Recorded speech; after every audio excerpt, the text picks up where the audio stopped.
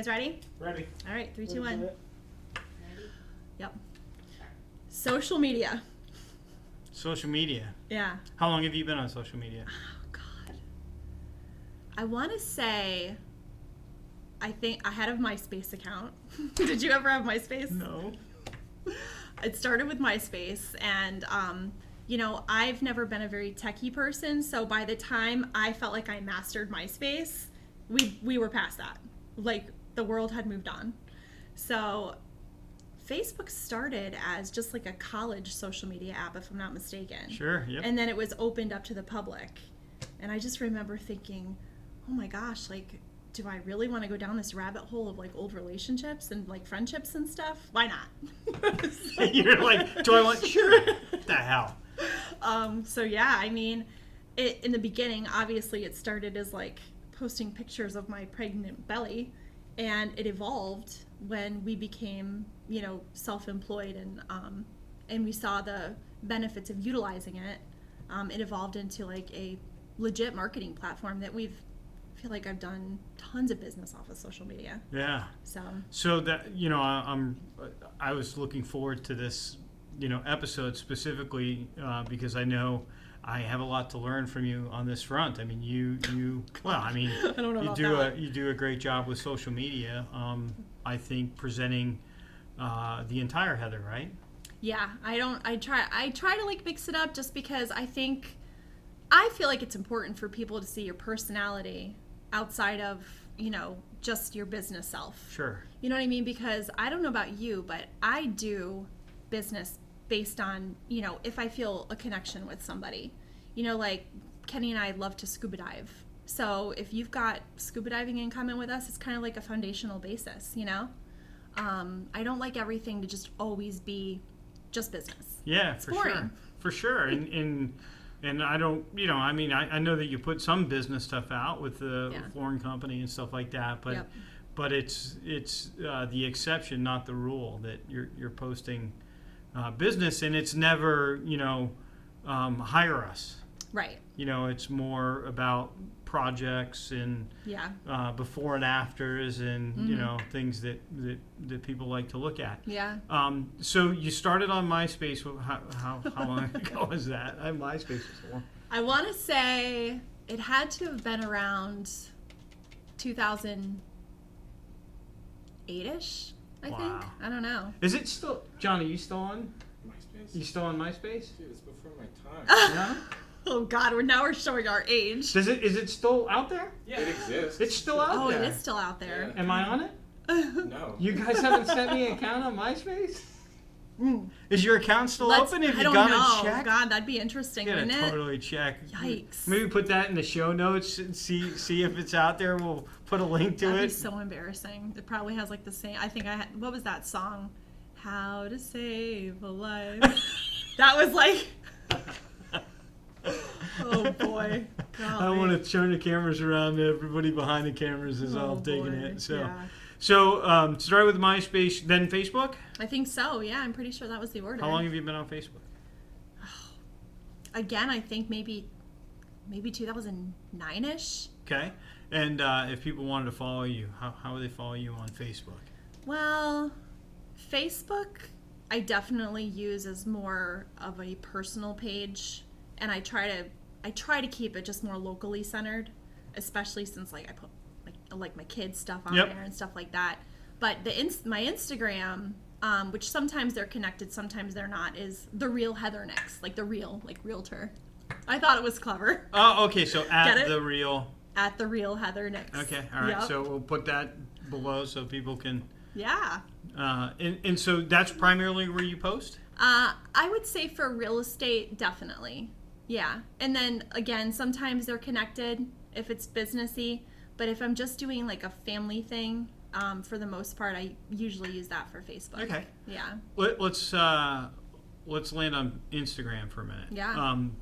What do you try to do? Like, what is your objective? Do you try and hit a certain amount of posts a day? What are you trying to get out of it?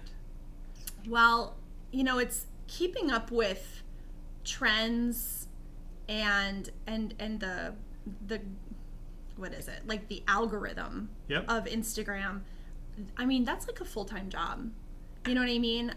So I've honestly kind of scaled back, and I sort of need to get a little bit more of a presence again. I feel like I definitely lost it for a while, but I think that just listed are huge. I think that obviously solds are big. I don't really do a whole lot of selfies.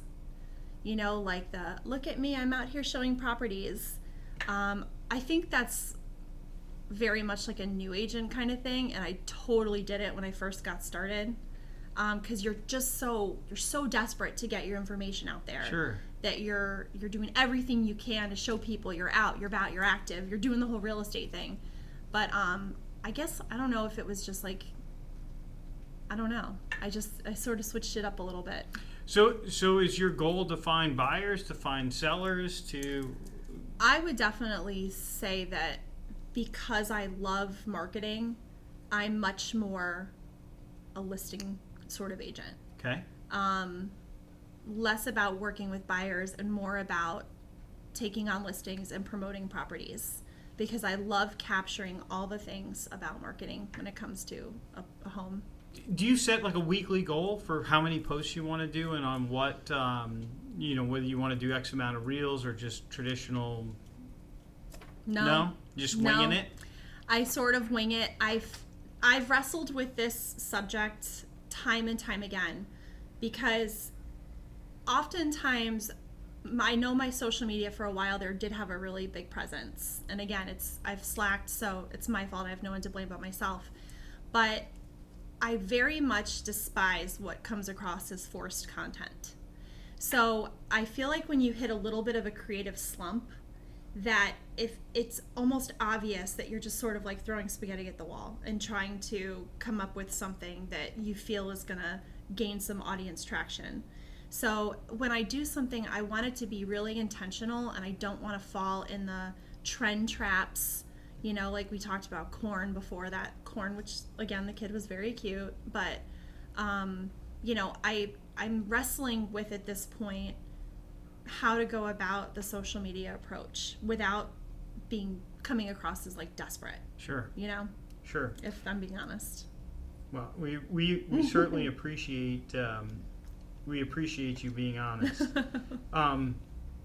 So Heather sitting here today, what do you think that is? What do I think what is? What do you think is missing? What do you think? Inspiration. Missing inspiration. I'm missing inspiration. You got so much going on in your life. We were just talking. You participated in the opening of a new dance studio. Yeah. That's not inspiring? It absolutely is inspiring, but I very much at the same time categorize. So one thing that I admittedly am not good at is I'm not good at multitasking. When I'm all into something, I am all in. That is my focus. And that's how I preserve my energy. Because if I tried to do all these various things, they're all going to get a small percentage of who I am as an agent, as a mother, as a wife, with the studio, my involvement with the studio. So I have to recognize that this is all I have room for right now. Okay. And that's how I go about. That way I'm very rarely overwhelmed, because I don't take on things that I know I can't handle. Okay. So then are you saying that content that you would get from the studio, you don't let that bleed over to the real Heather Nix? No, I do. Okay. Because that's the other side of Heather Nix. That's the non-real estate side. But when it comes to, you're going to see there's two different sides of me when it comes to my real estate life and my personal life. Oh, now you have me fascinated. So, yeah, it's just, and again, because I've put so much energy and time into what I've been working on the last 5 months, real estate Heather has kind of taken a back seat, and I've put my energy into this. And, at this point now, it's kind of game on, like I'm ready to sit down, focus, and get back to, I don't want to say back on track, because it's not like I was off track, No, you made a decision that you're going to work on this. I made a decision that this is what I was going to put my time into, you know? Yeah. And I think that also preserves me, honestly, from getting burned out. I know I'm fortunate that I can do that. Not every agent can do that. Not every agent can not have, 40, 50 people down the pipeline at a time. You know what I mean? And I'm in a position right now that I can. I don't know if it'll always be that way, but right now I can. How many, besides Instagram, you dabble in Facebook for family stuff? I don't want to put words in your mouth, but is that accurate? What else are you on? I'm on TikTok. Okay. How's that going? When TikTok first came out, it was remember it was Musical.ly. I don't know if you remember that. No. But it was Musical.ly. It was very sort of teeny bopper. The kids were dancing. Well, TikTok became this huge social media platform for businesses. And I remember before too many businesses were even using it, people were telling me, you got to get on this hip or TikTok bandwagon. And I was like, what's that? And then I started to sort of dabble in it a little bit. I've had a couple of virals that were just, very real estate centered. But I need to keep the content me. I can't be desperate to grab that algorithm. So if I'm going to put something out there on, that's real estate related on TikTok, it's going to be real estate related. Okay. So let me ask you, as somebody that's admittedly, not very strong on social media, I kind of do the thing that's comfortable to me. Yeah. And some would argue I do it to death. But, where do you find balance between understanding and taking advantage of trends, but not selling your soul, and doing something that's not you, just to leverage the trend? Yeah, gosh, that's a really good question. I'm not even sure how to answer that. Do you think you've done a good job at that? Yes and no. I think I've done a good job on it as far as I know what I'm not comfortable doing, so I'm not going to do it. But that means also not regular posting, which means that TikTok is going to kill your algorithm, and you're not going to get that presence that those people that are super adamant about posting 2-3 times a day of something industry or business related, they're getting themselves out there. I mean, I will say this. Obviously, because of our profession, that algorithm is going to show us other realtors, okay? So I had this one agent, I think she's from somewhere out west, and she's very, very good about keeping up with the trends. But one of the trends was the F-bomb was in it, and the P word, and I'm referring to a female. Poop? No. The other one. The other P word. Referring to a female part. There's probably 10 or 15 words in the dictionary that I will not say, and that's one of them. And she did something about her sense of humor, something realtor, and then she incorporated that word into it, and it was like a voiceover. And I was like, never. I would never go that low. Yeah. I mean, does that make me a judgy person I just think it looks trashy. Yeah, Yeah, I mean, it's certainly not for me. What's the benefit of being on TikTok over Instagram or Facebook? Financially, I have heard, and I know a few people within my network that actually get paid for TikToks. Wow. Yeah, they get paid for. Now you have to attain a certain TikTok level. You have to have X amount of views. You have to have X amount of likes and all the things. So they will determine if you're worth, paying for video footage. Wow. I wonder if the P word girl is getting paid. I don't know. Maybe that's her reason for using. Yeah, if that's your jam, I can't stoop to that level. Yeah. You know what I mean? I just can't do it. I can't jeopardize who I am as a person and as an agent, and do a mom. Yeah, I mean, wife. I just can't. I can't do it. Yeah. I think you can be funny, and I think you can show a good sense of humor without being that gross. So if that's the TikTok trends, I guess maybe I'll just wait until something comes along that I feel, represents me in my sense of humor the right way. Yeah, my way. Something that's worth doing. Yeah, exactly. Yeah. Mm-hmm. New agent getting into the business. What should they be doing on social media? Where should they be focused?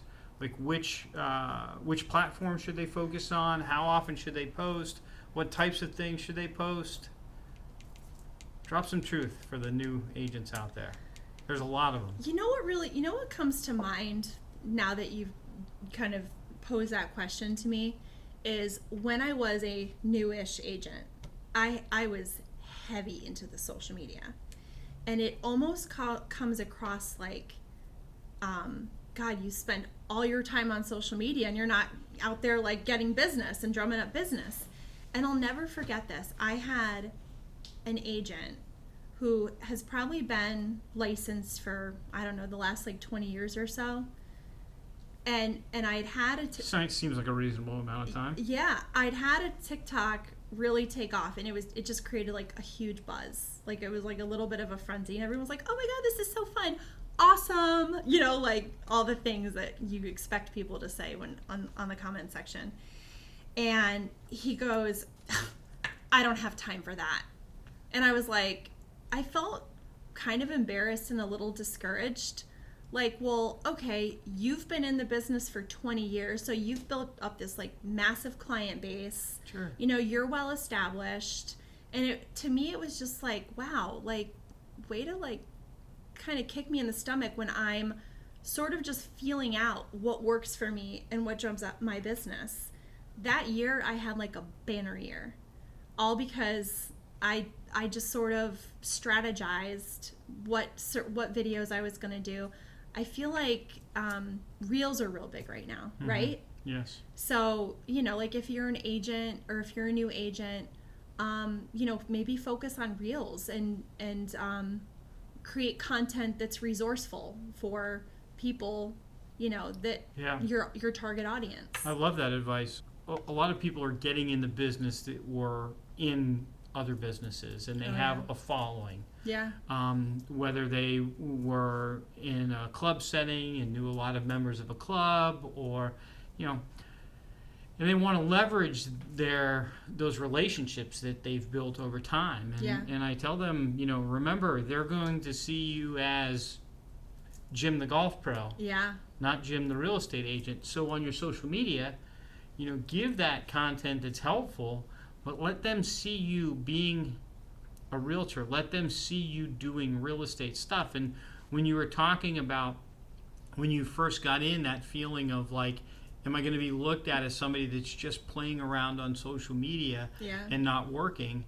I think for me, it makes sense to demonstrate, show yourself working. Yeah. Where you can kind of do both. Does that make perfect sense? Yeah, I mean, it's all about balance. Yeah. You know what I mean? Yeah. Makes total sense. We were talking before about, trends that aren't necessarily becoming. So, want to ask you a question about what you do in terms of your kids. Do you allow your kids on social media? Yeah. Okay. How do you monitor it? I mean, I don't micromanage my kids. They haven't let us down yet.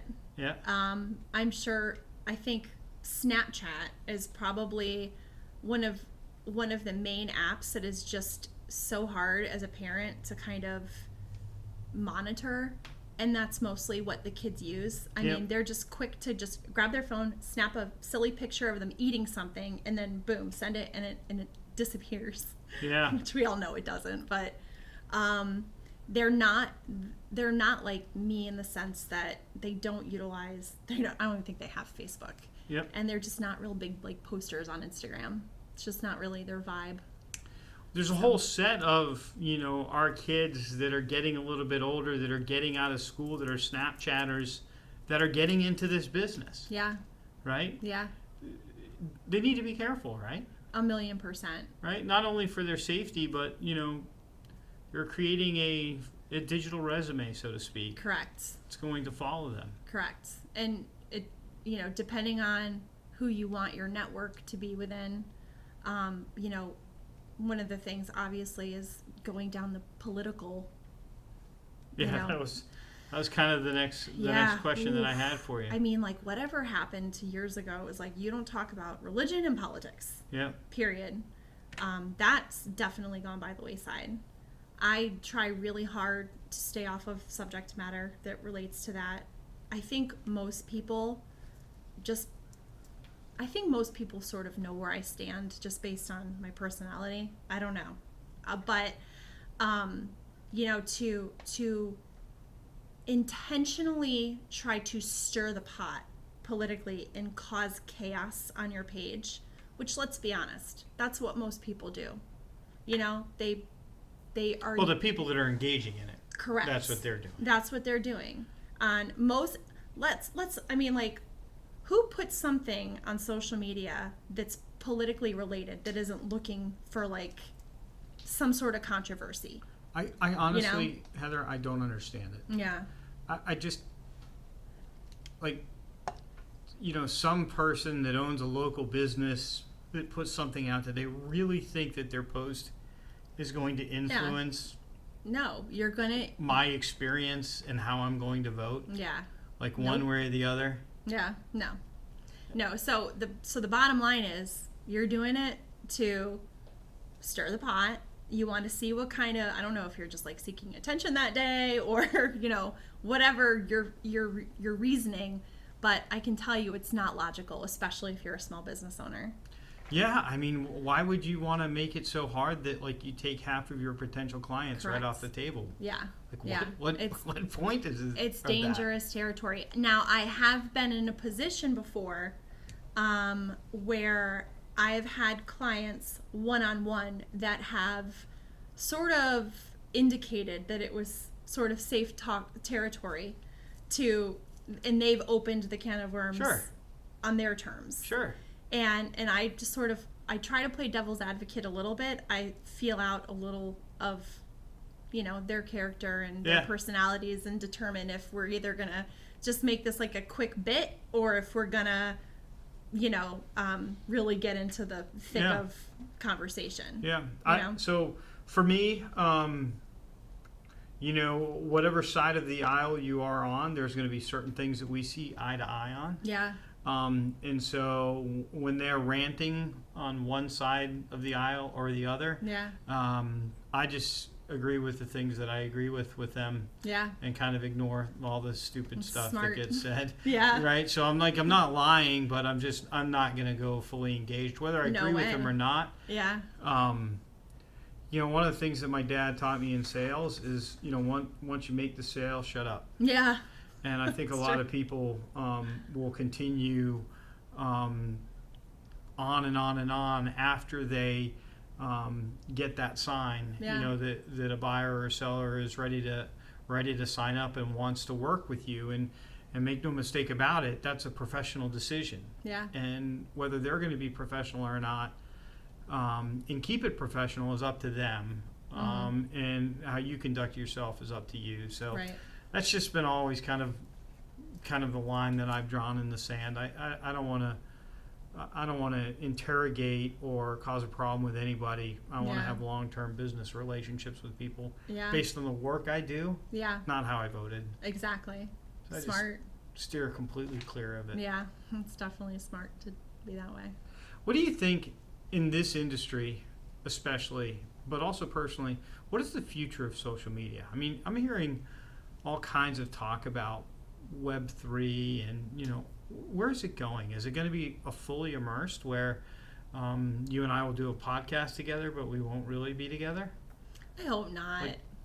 I do have a really love-hate relationship with social media. I mean, I think that, to use it wisely and incorporate it to some degree into your life and your business is fine, but to sort of like let it take over, I don't know. I mean, like I said, I've scaled way back. I'm almost kind of a little bored. Yeah.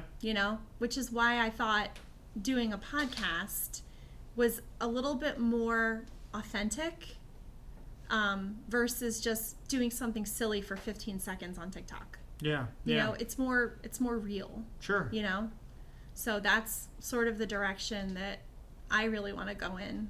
Well, I for one am glad that you decided to do a podcast. Me too. And I'm glad you had a lot of people raise their hand. I'm glad that that we're here doing it. Yeah. I am new to social media. Really? I've had a Facebook page for 8 years, but I never I would post once a year. Okay. I was never ever on it. And just within the last 3 years, really more like a year and a half, have gotten more into it, and I love it. Yeah. I unfollow people that I don't like. Yeah. I find a lot of inspiration in it because I choose to only really follow inspirational people. That's smart. Yeah. And I think, like most things, too much of a good thing. Yeah. Can be a bad thing. Yeah, I agree. But social media for me has been a really interesting way to connect to people and find inspiration and learn about other people that are living life the way that I want to live it. Yeah. It takes me outside of this little geographic area. Yeah. So we'll probably wrap it up, right? Yeah. We're coming up on 30 minutes. Yeah. So what's your favorite post? Your own post. What was it? Tell us what it was about. My favorite post, I think, was about a friend of mine who had recently been diagnosed with very serious chronic illness, and the illness was MS, and it made me think about just how lucky we are to wake up and be able to walk. We all just take for granted that we could get up out of bed and walk to the bathroom and walk to the shower and walk to get our clothes on. And I feel like that really resonated with a lot of people, and they were all, I got a lot of messages that day, and they were like, just the way it was written, because I'm kind of wordy. They were like, you really made me reflect today, and I love to work. I think if you don't love what you do and you don't feel a sense of purpose, and you're just getting through the day, like, that's no way to live. I feel sorry for you, because you should be living every day with a purpose, and you should love what you do, and you should wake up and look forward to doing it. And if you don't, you gotta self-reflect. So it's those posts that they're not meant to be sad, they're meant to be thought-provoking, I can recall reading several of those posts as a social media admirer of yours before I met you. And the sense that I got in reading those very heartfelt posts was her kids are going to really appreciate being able to reflect on those one day. I hope so. Did you have that in mind when you wrote them? Yeah, I do. Because I want my kids, I have all girls, I want them to be people of substance, and I want them to really appreciate relationships and connections with people, and I don't want them to be spoiled. And I do think we live very much in a very superficial world, and I think that if I can keep them grounded and leveled by letting them know that it's the little things that you need to appreciate. I mean, we touched a little bit on, for a while, things we didn't have, and how much I feel like our life was so much richer, So that is my goal, that's my legacy, I guess, for my kids. Well, I think that's a pretty fantastic place to end it. And Thanks. I just want to say that, those little things, those connections, I'm glad that we're making a connection, and that I'm getting to know you better, and we're getting to record it and share it. And I'm really grateful. We might think it's a little thing, but for me, it's not. And so thank you for being so open and sharing this. Same. And teaching me today about social media. And this is our 3rd episode. Yeah. They're all going to drop the same day, our first 3 episodes. Yep. I love each of them like children. They're very different, right? They are. They're all very different, which is kind of fun. Yeah. And maybe people are going to watch these and not know what to expect for the fourth one. I think it's better that way. Yeah. Yeah. So they need Leave to... them anticipating. Yeah. So they need to like subscribe and turn on notifications so that when the fourth one comes, they can check it out. Yeah. And thank you, everybody. Remember to follow us, like, subscribe, all of that things. stuff. All the things.